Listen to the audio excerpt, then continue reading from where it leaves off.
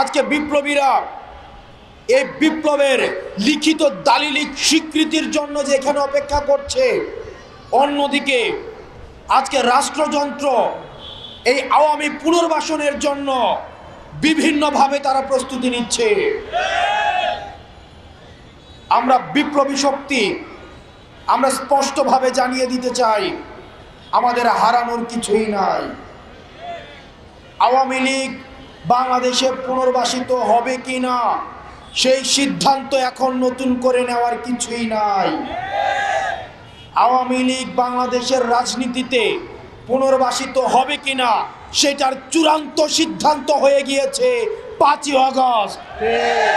সুতরাং যারা আবার নতুন করে আওয়ামী রাজনীতির পুনর্লিখন করতে যাচ্ছেন, আপনাদেরকে বলতে চাই, এই বাংলাদেশে আওয়ামী লীগের রাজনীতি পুনর্বাসিত হবে কিনা সেটা এখন প্রাসঙ্গিক আলাপ নয়, বরং আওয়ামী লীগের প্রত্যেকটা নেতাকর্মী ওয়ার্ড থেকে শুরু করে কেন্দ্র পর্যন্ত প্রত্যেকটা নেতাকর্মীকে তাদেরকে বিচারের আওতায় নিয়ে আসতে হবে।